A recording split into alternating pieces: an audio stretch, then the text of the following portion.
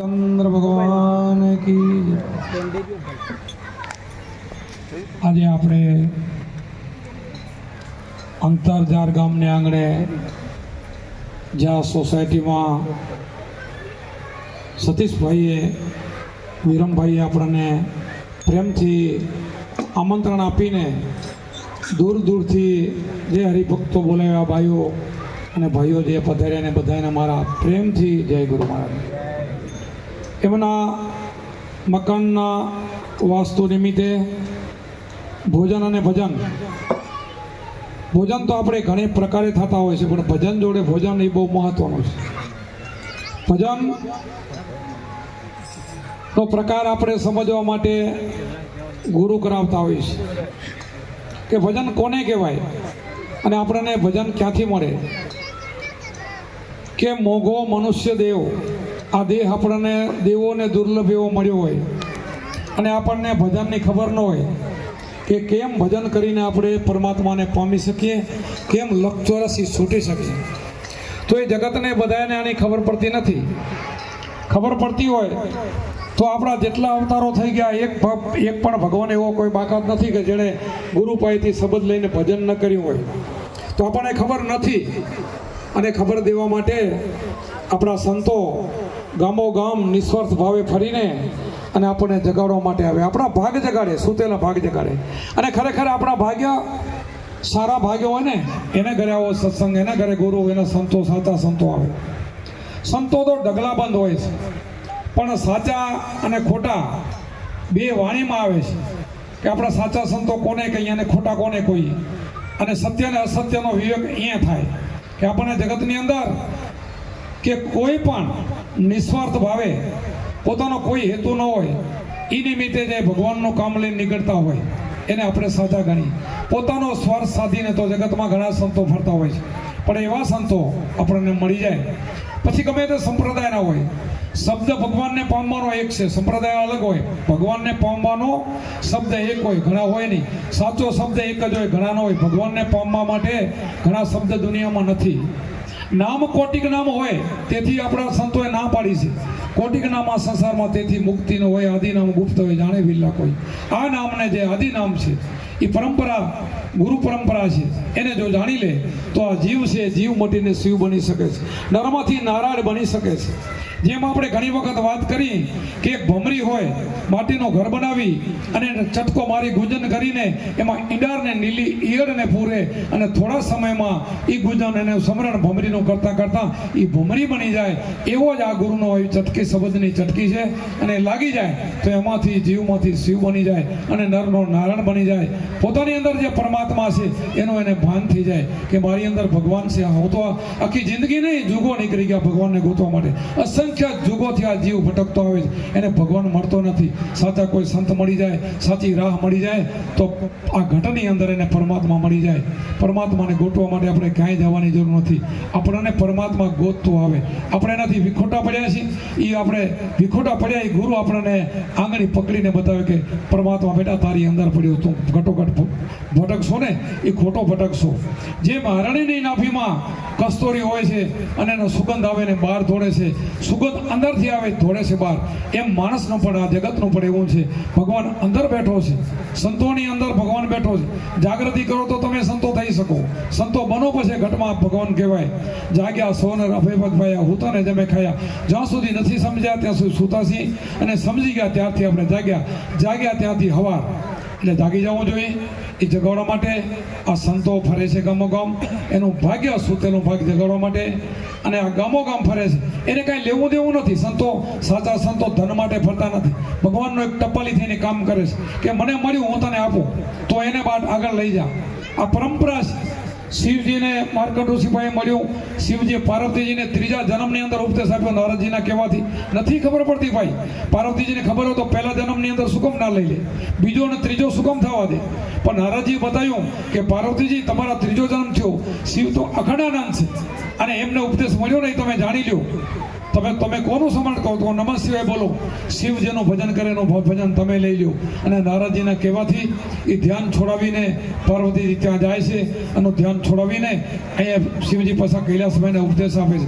ટૂંક ટૂંકમાં વાત કરું કે આ વાત તો બહુ લાંબી થાય, આપણે એની જ્ઞાન ચર્ચા કરીએ તો ટૂંકા શબ્દો લેતા હોય ને કે એક આખ્યાન કરી તો એમાં રાત નીકળી જાય. એટલા માટે આપણે ટૂંકામાં રચના કરી છે કે શિવજીએ પાર્વતીજીને જ્યાં ઉપદેશ આપ્યો ત્યાં આપણને ખબર છે પશુ પંખી માણસ કોઈને રહેવા નથી દીધું અને ત્યાં ઉપદેશ આપતા હોય છે. અને પાર્વતીને કહે છે કે તારે મને હુંકારો આપવાનો શબ્દ પૂરો ન થાય ને ત્યાં સુધી તારે જાગૃત અવસ્થામાં રહેવું અને મારા સામે જોઈને તારે ધ્યાન રાખવું પડશે. પણ ધ્યાન ન રહી શક્યું અને પક્ષીનું ઈંડું હતું ને, પોપટનું ઈંડું હતું, એને હુંકારો આપ્યો, એમાંથી બચવું બની ગયું. શિવજીને આ થયું કે આ શું? પાર્વતીજીના બીજો અવાજ કોનો? મનુષ્યજીનો અવાજ ક્યાંથી નીકળ્યો? બહાર નીકળ્યા. આપણને બધાને ખબર છે, હું ઇતિહાસની વાત કરું છું, આ ભાગવતની વાત કરું છું, મારા ઘરની વાત નથી કરતો. શિવજી બહાર આવ્યા અને તરત ઉડ્યું, એને બીક લાગી. ત્રિકાળ જ્ઞાન થઈ ગયું, 3 કાળનું એને જ્ઞાન થઈ ગયું. શિવજીનો ઉપદેશ અડધો સાંભળ્યો તો પૂરો નહીં. અડધા ઉપદેશમાં જો બચ્ચાને, પોપટના બચ્ચાને જો જ્ઞાન થતું હોય તો આપણને પૂરો ઉપદેશ મળે, જ્ઞાન શું કામ ન થાય? પણ આપણને ગુરુપદ પ્રત્યેનો શબ્દ પ્રત્યે ભાવ હોવો જોઈએ. અને શિવજી હાથ લંબાવ્યો એને પકડવા માટે અને આ બચ્ચું ભાગવા માંડ્યું. એને ખબર પડી કે શિવજી મને છોડશે નહીં. વ્યાસજીના પત્ની સૂતા હતા ને એના પેટમાં ઉતરી ગયું. શિવજી ઘણા સમય સુધી રાહ જોઈ પણ બહાર ના આવે. હું તને મારીશ નહીં, તું બહાર આવ. પણ એ કે હું બહાર ના આવું, મારો સમય પાકશે. ત્યારે આવી 12 વર્ષ પછી એનો જન્મ થાય. સુખદેવજી, સુખ એટલે પોપટ, એનું નામ પડ્યું સુખદેવજી. વ્યાસના પુત્ર કે આપણે કહીએ છીએ, પણ શબ્દ મળેલો શિવજી પાસેથી. એ શબ્દ તમને ને મને મળેલો છે. આ શબ્દ નવો નથી, આ નવું ધર્મ નથી, આ ગુરુનો શબ્દ છે, જૂનું ધર્મ છે. જૂના ધર્મ જાણી મારા સંતોભાઈ, જૂના ધર્મ, આ જૂનો ધર્મ છે. નવા ફાંટા તો દુનિયામાં હજારો નીકળે છે, પણ આને કોઈ નવો ફાંટો કહી ન શકે. પરંપરા. કૃષ્ણ ભગવાને અર્જુને કીધું કે આ ઉપદેશ મેં સૂર્યને આપ્યો તો સૂર્ય મનુને આપ્યો, મનુએ ઈશ્વરને આપ્યો. આમ કરતો કરતો લોપ થઈ ગયો, તારે તને મારે ફરીને આપવો છે. ત્યારે સૂર્યનો વાત સાંભળીને અર્જુન કે કૃષ્ણ, તમારો ને મારો તો ઉંમર સરખી છે અને સૂર્યને તમે ક્યારે ઉપદેશ આપ્યો? તારા મારા ઘણા જન્મ થઈ ગયા, તને ખબર નથી અને મને બધી ખબર છે. તું આ જ્ઞાનમાં આવો તો તને પણ ખબર પડે. એટલા માટે આ જ્ઞાન એવું છે, જેવું તેવું નથી, જેવા તેવાથી પચે એવું પણ નથી. એને પચાવવા માટે વિશ્વાસ જોઈએ. ગુરુને આપણે ભગવાનના રૂપમાં જોઈએ. આ તૈયાર અહીંયા આરતી ઉતરે છે. આ આરતી મારી નથી ઉતરતી. મારું નામ દેહથી સુખદેવજી કે સુખુભા હોય, સુખદેવસિંહ કોઈ કહેતા હોય, એ નામની આરતી નથી ઉતરતી. આ અંદર બેઠો એની આરતી ઉતરે છે. અંદર છે ને અલખ નિરંજન નિરાકાર બેઠો છે ને, આ એની આરતી ઉતારે છે. આ દેહ તો રામકૃષ્ણના જતા રહ્યા, અમારા જતા રહેવાના. આ દેહ નષ્ટ થવાનો છે. દેહ છે ભગવાન નથી, દેહ છે આપણે નથી, આપણે આત્મા છીએ. આવું ભાન થઈ જાય ને ત્યારે એની આરતી ઉતરે, ત્યારે એનું ભજન થાય. એ નિરાકાર છે, એને ઓળખવા માટે આ ગુરુ છે, એના માટે શબ્દ છે. એટલા માટે આ ગામો ગામ ફરીને આપણે આવી મંડળીઓ કરીએ છીએ, આવો સત્સંગ મૂકીએ છીએ. એમાં આખે તો આખા કર ઘેરે ગાય તો કોઈકને લાગે આ ઘેરો છે, આટલો બધો ઘેરોમાં એક કાંકરીનો ઘા કરો તો આ ઘાટી બેદરી હોય ને એમાં કોઈકને લાગી જાય. આ પથ્થરની નથી વાત કરી આખા વખતે, આ શબ્દની વાત કરી છે કે આ ઘાટામાં ક્યાંક શબ્દ પડી જાય ને તો કોઈકને એને જાગી જાય અને એનો શબ્દ લઈને એ ભજન કરીને ધ્યાન કરીને થઈ શકે. ધ્યાન સિવાય જ્ઞાન ન થાય. અમારા કુંભારામ દાદા ગુરુ ભૂટકિયા ખટાણા કુટુંબના પોતે ગુરબારી, મારા બાપુના ગુરુ, મારા ગુરુના ગુરુ, મારા બાપુ જીતુભા, મારા ગુરુ શંભુરામ માલી, એ 2 ગુરુભાઈઓ હતા. એમના પાસે શબ્દ લીધો તો આ કુંભા ભગતે આ ભજન ગાયું છે. સદગુરુનું સ્મરણ કરતા ધરતા હરિનું ધ્યાન, ધ્યાનમાંથી જ્ઞાન જાગે, અંધારા માટે અજ્ઞાન. શ્વાસ ઉશ્વાસે સમરતા જપતા અજંપા જાપ. આ અજંપા જાપ કહેવાય. જીભ ના લે, ઓઠ ના લે, એને અજંપા કહેવાય. આપણે તો ગમેના નામના માળાયું તોડી નાખ્યું, જિંદગીથી ફેરવતા આવી છે, કેટલી માળાયું બદલાયું, પણ કોઈને ભગવાન હજી મળ્યું નથી. અને આવા સંતો, અભણ સંતોને ભગવાન મળી ગયા. વિચાર તો તમે કરો. સાચા ભગવાનનો દિશા મળે ને તો મળે. આપણે ભગવાનને સાચાને ઓળખતા નથી તો ક્યાંથી મળે? આપણે બહાર દોડી છીએ, બહાર ભગવાન નથી. બધાના ઘટમાં બેઠો. કૃષ્ણ ભગવાન બોલી ગયા, મમે વાસે જીવ લોકે, હું બધાના ઘટમાં બેઠો છું. સાહેબ સંતોના ઘટમાં બેઠા છે. જાગૃતિ આવે તો એને જગાડવો પડે. બધાના ઘટમાં બેઠો છે. એક અજ્ઞાન છે, એક જ્ઞાની છે. એના માટે જ્ઞાની થવું જોઈએ. જ્ઞાની પુરુષ ધ્યાનમાં રહેતા દિવસ અને રાત ધ્યાનમાંથી ધણીને ઓળખ્યા, મર્યાદિને ના હતા. 3જી કડીમાં કુંભારામ બોલ્યા છે. આ જ્ઞાનથી ધ્યાન થાય, આ ધ્યાનથી જ્ઞાન થાય. એમને એમ જ્ઞાન ન થાય. એના માટે ધ્યાન, ગીતાજીમાં ધ્યાન લખ્યું છે, પણ આપણે ગીતા વાંચી છે. શેના માટે વાંચી? ફળ માટે. આપણે ગીતાનો યાદ વાંચીએ ને એનું મહાત્મા વાંચી ફળ મળશે એટલા માટે, પણ નહીં, ફળ માટે ગીતા વાંચવાનું કૃષ્ણ ભગવાને ના પાડી છે. ગીતા વાંચો, ગીતામાં જ લખ્યું છે ફળની આશા નથી રાખવાની, પણ આપણે ફળ માટે વાંચીએ છીએ. કૃષ્ણ ભગવાને ગીતાજીની અંદર કીધું કે આ સૂર્યને મેં ઉપદેશ આપ્યો, તો સૂર્યને ઉપદેશ આપ્યો એ આપણે સમજદારી ક્યારે આવશે? ગીતાને સમજશું તો ગુરુ કર્યા છે તો ને કે નહીં આવે. વિરાટ સ્વરૂપ જ્યારે અર્જુનને બતાવ્યું ને ત્યારે કૃષ્ણ સામે અર્જુન ઉભો હતો અને સામે જોતો હતો, ત્યારે કૃષ્ણ ભગવાને ના પાડી કે મારા સામે તું ન જો. તો ભગવાન કોના સામે જોઈ? કોના સામે જોવું? તો હું તને દિવ્ય દ્રષ્ટિ આપું, ત્રીજું નેત્ર આપું, તારી અંદર જો. આ કૃષ્ણ ભગવાને અહીંયા આપ્યું છે, આ ત્રીજું નેત્ર આપે છે. તો ગુરુ અમે બધાને ત્રીજું નેત્ર આપી છે. અંદર જોવાનું જ કહે છે, બહાર જોવાનું નહીં. અંદર ભગવાન પડેલો છે આપણી અંદર. આ બોલે એ બીજો નથી, છે પરમેશ્વર પોતે. અજ્ઞાની આંધળા અરગાજીને ગોતે, અજ્ઞાની છે ને આંધળા કીધા, અને અરગાજીને ગોતે. અહીંયા ડોક્યું કરવાનું છે. કૃષ્ણ ભગવાને એ આપ્યું છે, વિરાટ સ્વરૂપ બતાવ્યું ને એ આ ત્રીજું નેત્ર આપ્યું હતું. અને એવી જ રીતે આ ધ્યાન પણ એવી રીતે ગીતાજીના એકાધ્યાયમાં ધ્યાન લખ્યું, માટીનો ચોકઠું કરવાનો, એના ઉપર ડાફડો દર્ભ, એના ઉપર વાઘચર્મ, એના ઉપર સીધું બેહવાનું, અગ્ર ઉપર આ નાકનો અગ્ર ભાગ કીધો, એના ઉપર ધ્યાન કરવાનું. આપણે ગીતા વાંચી કરો, ધ્યાન નહીં લાગે, ગુરુ વગર નહીં લાગે, લખેલું છે તોય નહીં લાગે. કોનું ધ્યાન કરશો? અગ્ર ઉપર જોઈ લીધું, પછી ધ્યાન કોનું કરવાનું? પૂરું ના લખે. આ ગુરુ શબ્દ એવો છે કે એકાંતમાં બેસીને ડુગરા માણસને આવવા ન દે, અને એકાંતમાં બેસીને એને ધ્યાન આપે તો કૃષ્ણ ભગવાન પૂરો ઉપદેશ ગીતામાં ન લખી શકે.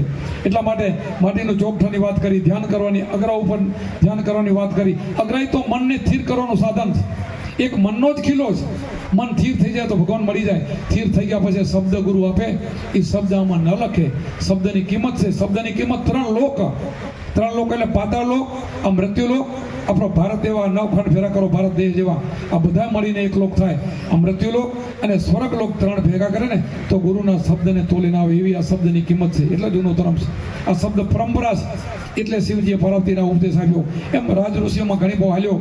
અને ક્યાંક ક્યાંક ખોટા ગુરુ મળે તો નષ્ટ થઈ જાય. સાચા વાળી હલાવે, સાચામાંથી ખોટું ક્યાં થાય?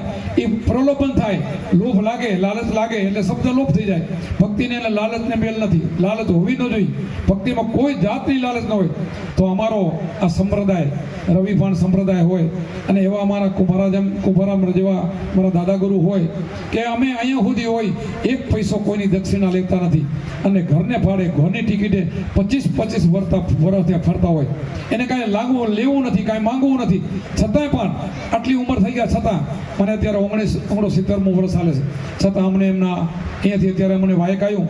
હમણાં 4 દી પહેલાં ધોકાવાળા અમારું વાયક હતું, ત્યારે એમનું વાયક અમે સ્વીકારી લીધું કે આવશો. હા, 4થે દી 5મે દી, કે મારી ઉંમર હવે હું 10 દી એક વાયક લઉં છું. છતાં એમનો ભાવ હતો તો આજે અહીં આવી ગયા. કોઈનો ભાવ અમે પૂર્ણ કરી છે. ઉંમરને એને કાંઈ લેવા દેવા નથી. ઉંમર એટલે અમે આંખથી દેખી શકીએ, પગથી હાલી ગઈ, કાનથી સાંભળી ગઈ, ત્યાં સુધી અમે કામ કરવાના. પણ શા માટે? કોઈ લોભ લાલચ માટે નહીં, બીજાને જગાડવા માટે. અમને જે વસ્તુ મળી છે બીજાને આપવા માટે, એક ટપાલીના રૂપમાં. સંતો ભરે ને એ પોતાનું આડંબર નથી કરતા. અમે આવા હામિયા આરતીઓ આમને અમારા શિષ્યોને ખબર હોય. તમને અહીં આદિપુરમાં અમે અત્યારે રહ્યા, તમને ખબર કદાચ ન હોય. 25 વર્ષના વાણા વાઈ ગયા. અમે કોઈને હામિયું કરવા દીધું નથી, કોઈને આરતી ઉતારવા દીધી નથી. હમણાં 2-4 વર્ષ ત્યાં આવે એને ખબર કે બાપુ હવે તો લાભ દો મને થોડો સમય. એટલા માટે હવે અમે થોડોક લાભ આપ્યો. કારણ કે 25 વર્ષની અંદર અમારા જામનગરના અહીંયા ભાઈઓ બેઠા છે, ઘણા દૂર દૂરથી ભાઈઓ આવ્યા છે. અહીંયાના ગામમાં સામ્યું હોય તો મેં પાછું વાળ્યું હતું, સામ્યું નહોતો કરવા દીધું. ત્યારે હું સામ્યું ન કરવા દેતો, માળા પણ ન પહેરતો, કોઈ ફૂલ હાર લઈને આવે તો સ્વીકાર ન કરતો, અને આમને આમ ફરતા. અને હમણાંથી 4 વર્ષથી હું ઉપદેશ આપતો નથી, મારા શિષ્યોને આદેશ કરેલો છે. ત્યાર પછી આ બધું ચાલુ કર્યું કે હવે તમે આનંદ માણો. એટલા માટે આ રેણીથી જીવીએ છીએ. અને રેણી વગરના સંત કોઈ કામ કરે એ ભગવાન ન બની શકે. એ બોલે થાય નહીં, એના પરચા ન બને. જે રેણીમાં રહીને ભજન કરે ને એના પરચા બને. પરચા એટલે શું? નરસિંહ મહેતાના 52 કામ ભગવાને કર્યા ને, તમારાય કરે. અમારા 53 કર્યા છે, એના 52 કર્યા હોય. ભગવાન કામ ક્યારે કરે? કે ભગવાનને તમે પામી જાઓ અને ગુરુના વચનમાં હલો. રેણીથી બહાર ન નીકળો તો ભગવાન તો ભેગો જ છે, દૂર નથી. તમે અહીંયાના માણસો અમેરિકા બેઠા હો ને, એને દુઃખ પડે તો 1 સેકન્ડમાં પહોંચે એવો ભગવાન છે. જેમ મોબાઈલ કેમ 1 સેકન્ડમાં ત્યાં પહોંચે એવા એ રીતે ભગવાન એવો છે. અને ત્યાં પહોંચી જાય. ભગવાનને ગોતવા જવાનો નથી. ભગવાન કે મંદિરમાં જોઈએ બહાર નો એવું નથી. ભગવાન તો સર્વત્ર છે. ભગવાન વગરની કોઈ જગ્યા ખાલી નથી, એવો ભગવાન પરમાત્મા છે. તો તમારા ઘટમાં બેઠો છે એને પ્રગટ કરી લો, તમારા બધા જ કામ કરે. કેમ બહાર જવાની જરૂર નથી. આ ભગવાનને ગોતવા માટે ક્યાંય જવું નથી. ભગવાન સંતોને ઘરે આવે.